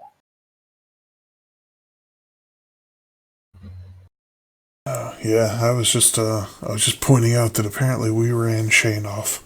I think we scared him away whenever we started trying to talk to him. Oh, yeah. He's a bit mic scared. He doesn't want to test out the new mic yet. We're not good enough for the new mic. How dare we? How dare he? I don't know, man. Like, I'm telling you, though, Shane definitely still owes me hugs. He said he was coming to New Orleans to hug me, and then he didn't come, and he wouldn't let Azaria come either. It was rough, man. And I'm still waiting for Ron. Like, I don't. I've got this theory that Ron's not like actually legally allowed to leave the house or something. Like, maybe he has an ankle bracelet. I'm not really sure, but like Ron's another one that yeah, and that's fair enough, Ron. I will give you that. You never did say you would come, so that's fair. But yeah, man, I would really love to totally get like a lot of these people here to meet up one day. Who knows? Maybe one day we'll get Uncle Aggroed up there to throw a Steam Fest in the U.S. Since it doesn't seem like Roland's ever gonna do it, but yeah, man, I think it would be awesome to get everybody to a meetup, and then we can all hug. A hug circle. Yeah, I don't know how we're gonna get you across the border though, man. Like you might have to swim a ways. I'll just ride a great white shark all the way over there. We keep them as pets. Yeah, I mean, don't you guys have those saltwater crocodiles though, man? I mean, couldn't they technically like drive you across? It's a little bit too deep for those guys. They need breaks every now and then. The shark's better. Shark's better. Okay, yeah, okay. Maybe you could ride the crocodile to the shark, and then the shark could take you the rest of the way. Yeah, but see that means I'd have to go north just to come back south, just to head across. It's logistical nightmare. Yeah, well, who knows? Maybe you can reach out to Big Diz, and he'll bring Billy over for you. Well, I'm sure we can figure it out in some way, shape, or form. But not anytime soon. I mean, like, let's be real here. Crypto ain't really having a good time, is it? So we're just waiting for the spike. To be fair, it's looking a little better. It's definitely moving in that direction. It's a lot better than where it was a year ago. Well, it's dropped 1,000%, and people are like, "Oh, awesome! It's gone up 2%." I'm like, "Yeah, okay. There's still a few percent to go." You know what I mean? So, okay, look, it's a lot better in some sense, but it's not that much better when you look at the size of the drop that happened from that spike that we had a little bit earlier. Yeah. So what goes up must come down, and then I think it's going to go back up again. So who knows? We'll see. Giddy up. So did we get any new topics? The whole bird brain thing was just like an intermission, if you will. So we got a better subject. Yeah, man. I don't know. It looks like the people are scared, man. People scared. They'll be screwed. Yeah. I don't know. We got like a solid 25 minutes left though, so uh yeah. Come on guys, Shama the llamas with the ding dongs, pack of servos at the We Know Barbie. Yeah, just I'll fuck up the Australian part really well. But yeah, I Well, don't what do know. you got? What have you been researching? Because you're obviously doing some research every now and then. You read some stuff. What have you stumbled across that's interesting?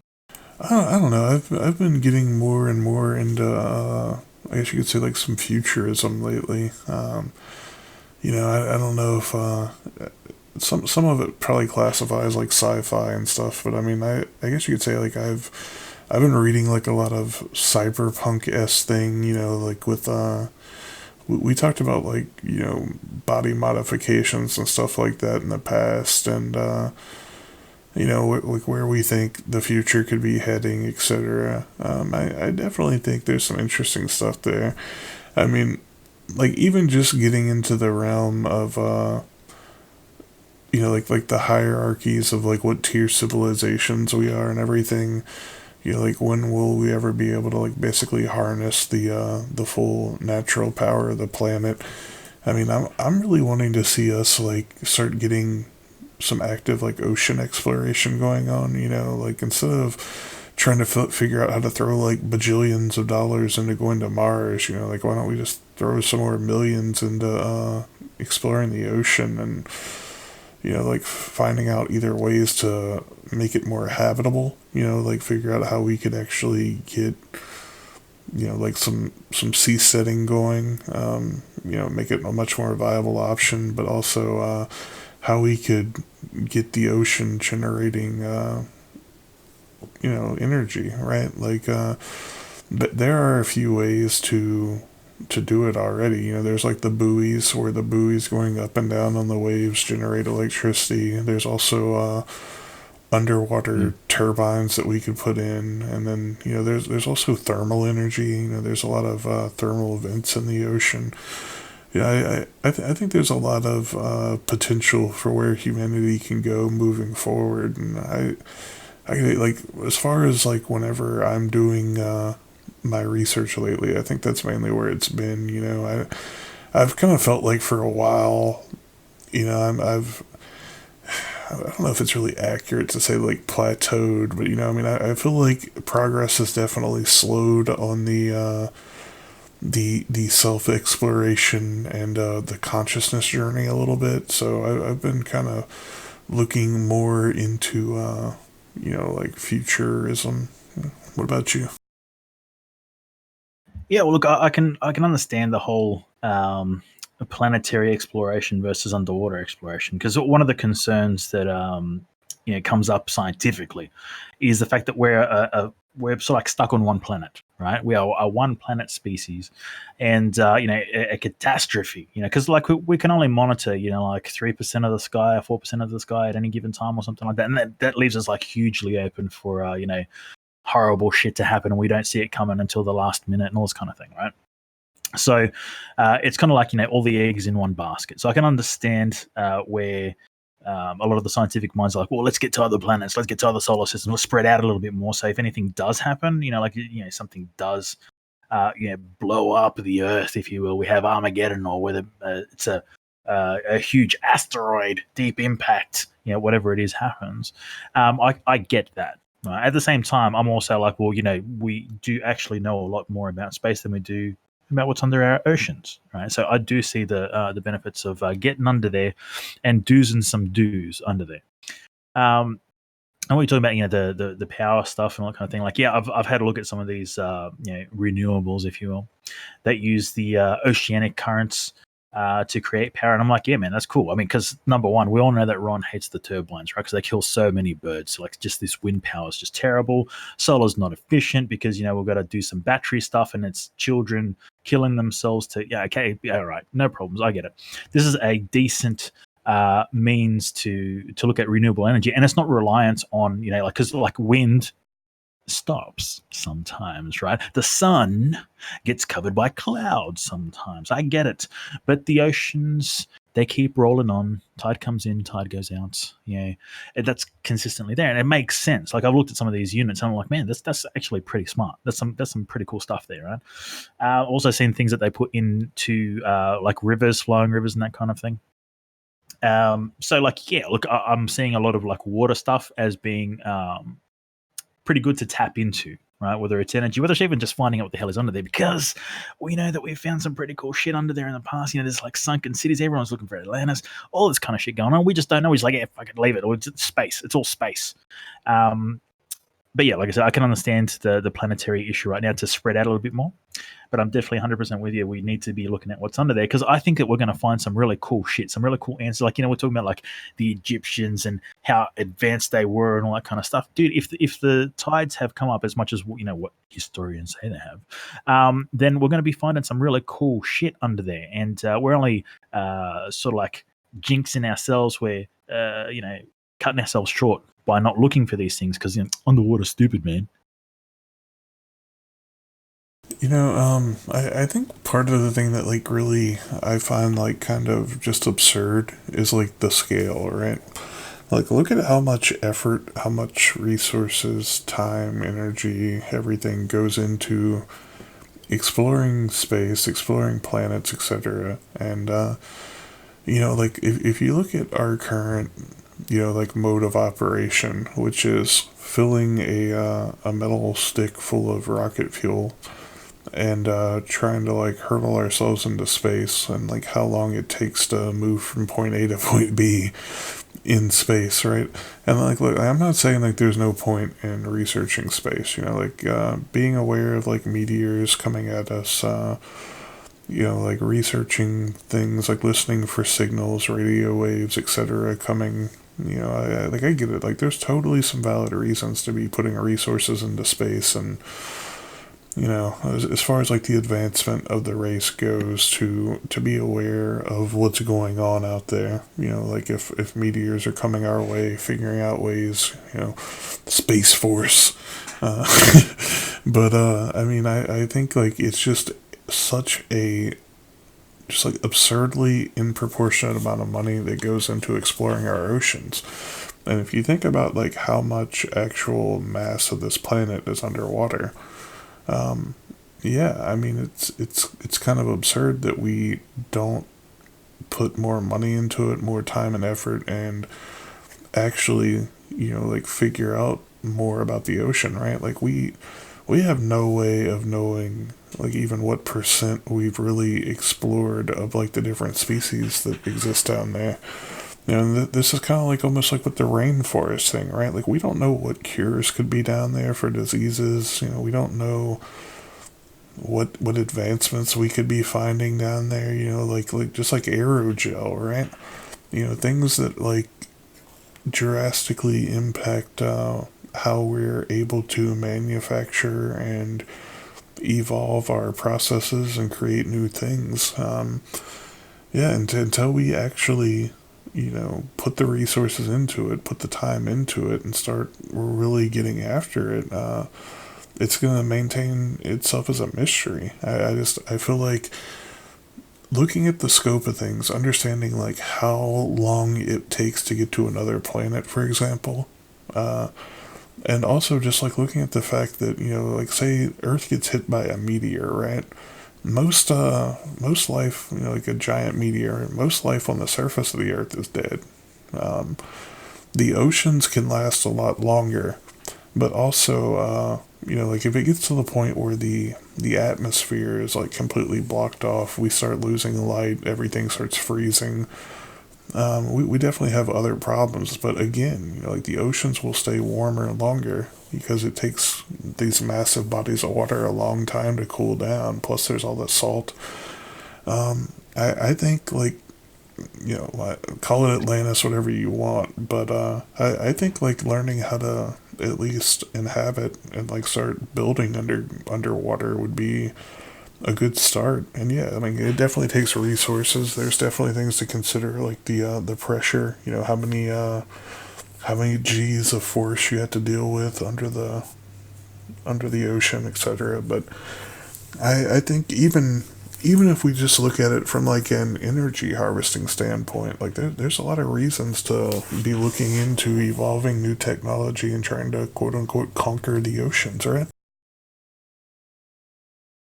Yeah, yeah. Look, and that's the thing. Like, you're talking about the fact that, look, we don't really know what's under there. We don't know what to expect. But human minds aren't set on that. It's just underwater. There's, like, dumb animals, and it's just dumb shit down there. But if we actually, like, take a good look at what's going on, we find, like, like you were saying, that there's species that, like, we can't even get to the depths of be able to see, like, what the hell's going on down there, without dealing with the crush factor. Like, how far down can you send shit before it just stops working because, like, the pressure's too much? These are all things that we need to take into consideration. But they're all, like, incredibly fascinating. But because they're here, like, it's just in the ocean, man. Don't worry about it. It's in the water. No one cares. This mentality is what's stopping us from really committing to doing anything beyond just going, like, yeah, well, all right, no worries, and just thinking it's pretty blasé kind of thing. But like I said, like, I'm curious to see the kinds of things that we can find under there, because I don't know. It's like when we find old shit, and I'm talking, like, if we checked along the ley lines, like, we know ley lines on the Earth, they mean something, and there's a lot of sites that are found along these things, all that kind of shit. I'm saying, like, if we find additional stuff on these ley lines, like, what are they going to be? Like, we're sitting there going, like, oh, it's incredible, the technology that they would have had to be able to calculate these things and all that kind of stuff. Okay, well, the the kind of, like, civilizations that we're talking about here, we may find even older shit that's got even more tech attached to it that we still, like, even further boggles the mind. But yeah, like I said, I think it's the human perspective on it is, like, it's not as exciting to dive into the water as it is to go out into outer space where no one can hear you scream and there's aliens, bro. It's all aliens. Yeah, see, Ron knows what's going on. Aliens, bro. Yeah, but again, looking at again like the scope of things, right? Like, how many alien species have we found in outer space? How many unknown species have we found in the ocean? Yeah. Well, again, we're going to lean on the whole intelligence thing. Like these animals, right? Like, we're smarter than animals, bro. So they can't escape our intelligence. But we don't seem to comprehend the fact that if there was intelligent life out there in space, which the sort of, like, the ratio of the calculations going, like, well, before it was like, yeah, you're dumb if you think there's anything out there. Now it's kind of like, well, it's pretty much inevitable, the fact that there's things out there that exist, and they're probably going to be smarter than us if they can come over here and check on us and send down probes and pick up some soil samples, or collect all the gold, Anunnaki, whatever it is that's going on. You really think that, like, we can perceive this? We have the ability to, with our very limited senses, to interact with these things. Like, dude, like, relax. I'm of the mind that, if the intelligence is out there, and coming over here, like, we're not going to see these things. They're going to have, like, give us the anal probes or whatever it is you think that happens. But we're probably not going to remember most of this stuff, because they have means of doing these things. Like, same as, like, when we catch and release all the animals, like, we tag them, we put a little chip under their, in the ear and that kind of thing. They don't know what the hell's going on. Like, we trank them, they go to sleep, they wake up and go, like, oh, that feels a bit weird. Like, oh, I don't know what happened. Yeah, and maybe sometimes they may have some kind of memory of it. You got this wombat cruises up to another bunch of wombats and says, "Hey, man, I went over here and I got knocked out, and there was these big things, and they had no fur. They had absolutely no fur, and they were poking and prodding. And that's the last thing I remember. And now my ear hurts, man. Oh, that's some horrible stuff there, right?" And the other wombats go, "Man, yeah, Charlie, man, you've been back there eating that funny grass again, haven't you, mate?" And that's it, right? Because we can't comprehend. Going back to the allegory of the cave thing, right? Where we can't comprehend what lies beyond what we think we know. Yeah, and I mean, like, we're still talking about 3D things here, right? We're talking about the ocean, we're talking about space. To kind of like do a little bit of a throwback to one of our previous topics where we were, talking pretty heavily about DMT, psilocybin, LSD, etc. I mean, I think there's, just to like throw like a whole nother level of exploration on there, is I feel like whenever we start exploring consciousness, right? And, maybe you can, whatever you want to call it, consciousness, maybe like 4D, 5D, like whenever we start exploring things that are greater than our base level comprehension. I think that there's just so many different avenues we could be taking the evolution, the advancement of the human race, but like we seem to totally be hung up on this idea that like space is the next great frontier, right?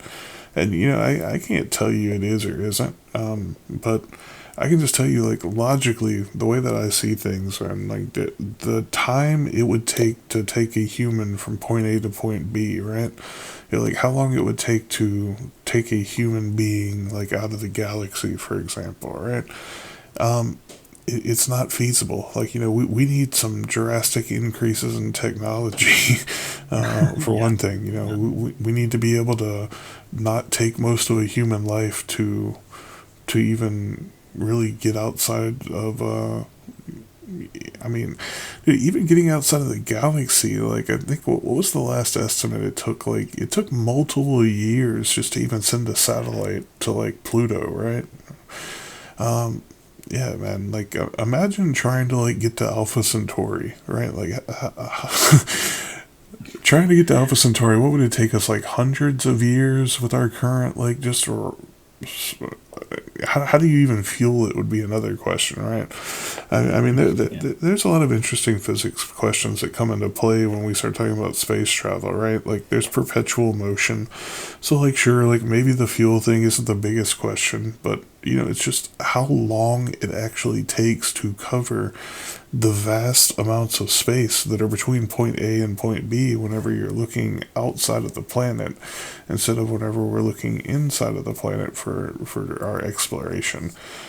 Yeah, I mean, shit, like, I feel like this could easily be like a whole episode, right? But, Yeah, I know. it's just like I feel like there's so many different ways, or at least different approaches we could be taking to exploring and expanding like our global consciousness, if you will, like our collective knowledge of the human race. And, I mean, I really, I hope we don't get like to this standstill point. And, honestly, like that's where I feel like we're kind of like gonna get to, right? Because even like looking at something like Mars, right? And like Mars is the only other planet in our solar system that is also in the quote unquote Goldilocks zone.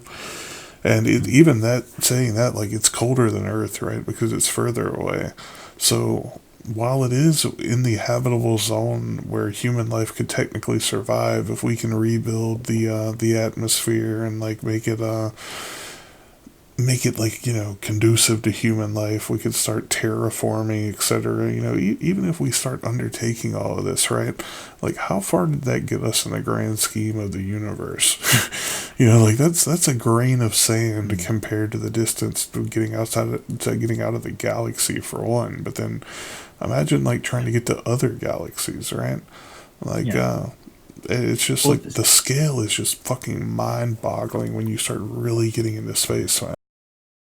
yeah, and this is where we have to sort of like leave some of the preconceived notions behind, if you will, because even like let's say by some miracle of man tomorrow or at some point in the future we figure out how to travel at the speed of light, and we create a vessel that can do so. There's a number of issues that come up with the space travel in itself. Is like, well, okay, we're getting from point A to point B. This is the trajectory we've set. Now, if we're traveling at light speed, like just the little bits of debris and shit along the way. Like, if we hit this thing at fucking light speed, what do you think is going to happen? We are going to get messed up, right? So, I think what it comes down to is we will, if we're going to overcome this issue, we're going to think outside of the box. Everything that we think we know is right is going to go out the window, and it's going to be more of a form of like getting around this issue completely. So it's not going to be a point of literally like air quotes traveling through time or space or like whatever it is. It's going to be more of a point of like say for instance for a more simplistic means of discussion in like the Event Horizon movie, that was kind of like, well, the fastest point between A and B is not a straight line; it is zero. So it is literally where you say you fold time and space and some shit like that, right? And I'm not saying that that's exactly how they're going to do it, but I'm going to say what I'm trying to get at is like the way that we see things right now is not going to get us there. Period. Right? There is something beyond our understanding that we have yet to comprehend that will give us the ability to do these things without, like flying at the speed of light into like a baseball-sized, piece of debris that destroys the ship and kills all the crew on board and all that kind of shit. Like, it's just not going to happen that way. Like, there's got to be something else. We're just not seeing it now because we don't have the ability to do so with our limited senses.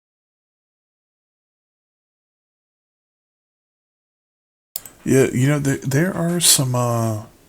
there are some pretty smart shows that I've watched where it talks about, like a lot of these ideas that, like whenever you're moving faster than the speed of light, like basically there creates like almost like a force, I don't know if you'd really want to call it like a shield, but basically like the energy that you're putting off, like moving through space that quickly, basically like can pretty much deflect other matter. Like you would kind of like displace it, kind of like whenever you say like stick a submarine in water, right? Like like the water doesn't impact it. Like bumping into a shark or something, for example, isn't gonna like destroy your hull.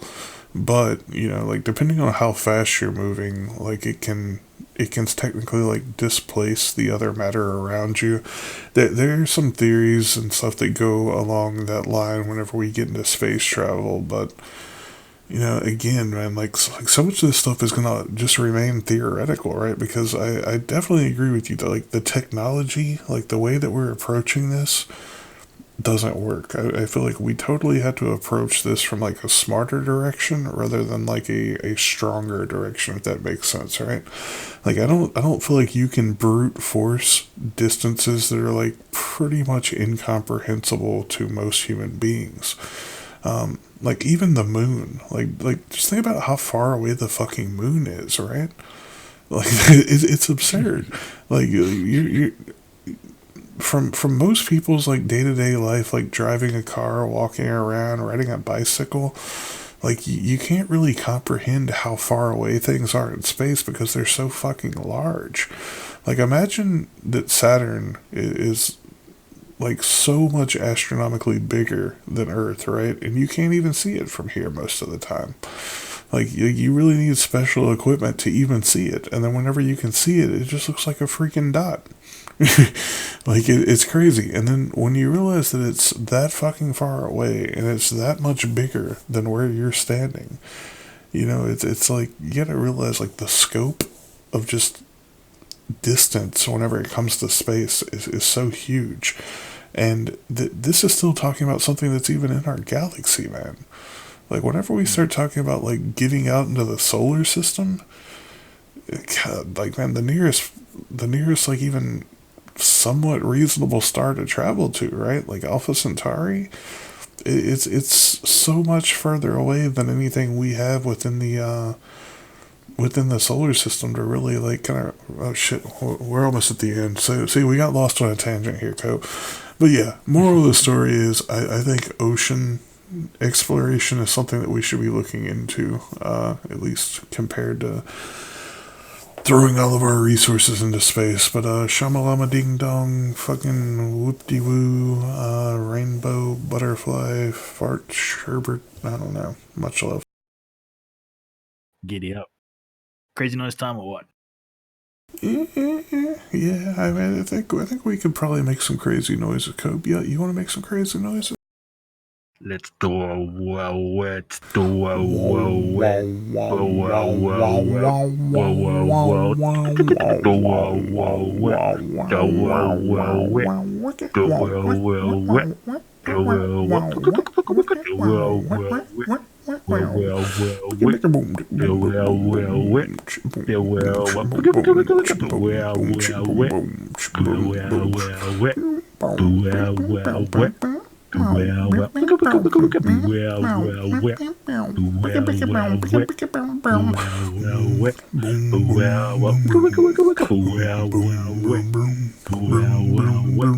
Well. Break it down.